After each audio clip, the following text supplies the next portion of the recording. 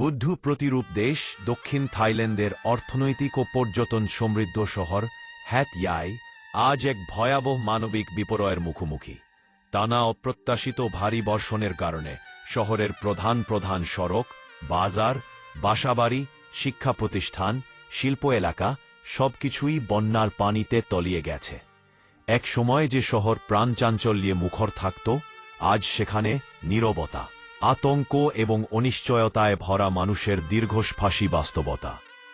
বন্যার পানি শুধু ঘরবাড়ি ভাসিয়ে নেয়নি, মানুষের স্বাভাবিক জীবনযাত্রা পুরোপুরি বিপর্যস্ত করে দিয়েছে। হাজারো মানুষ আশ্রয়হীন হয়ে পড়েছে, কেউ ছাদে, কেউ বা উঁচু স্থানে গিয়ে জীবন বাঁচানোর চেষ্টা করছে।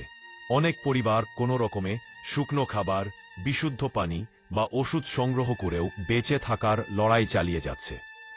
শিশুরা স্কুলে যেতে পারছে না, অসুস্থরা চিকিৎসা সংকটে ভুগছে। মানবতার সামনে যেন এক কঠিন পরীক্ষা।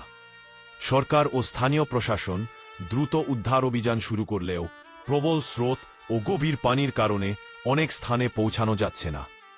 উদ্ধারকারী দল, স্বেচ্ছাসেবক, সেনাবাহিনী ও স্থানীয় সংগঠনগুলো জীবন বাজি রেখে মানুষকে নিরাপদ স্থানে সরিয়ে নিতে চেষ্টা করছে। নৌকা, বিশেষ উদ্ধারযান ও হেলিকপ্টার ব্যবহার করে জরুরি খাদ্য, ওষুধ ও প্রয়োজনীয় সামগ্রী বিতরণ অব্যাহত রয়েছে।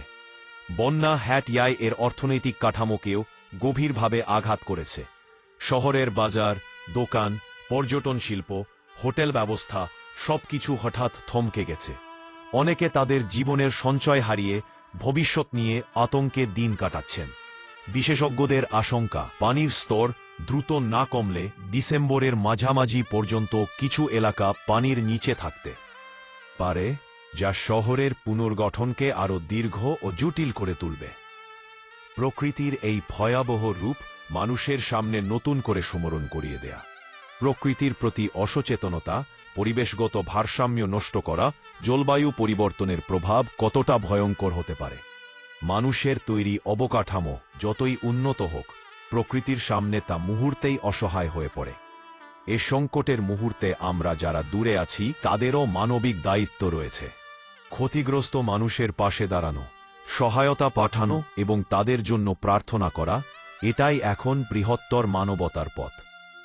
আশা করি খুব শিগগিরই বন্যার পানি নেমে যাবে, হ্যাট ইয়াই আবার নতুন করে ঘুরে দাঁড়াবে, আর মানুষের চোখে ফিরে আসবে স্বস্তির হাসি।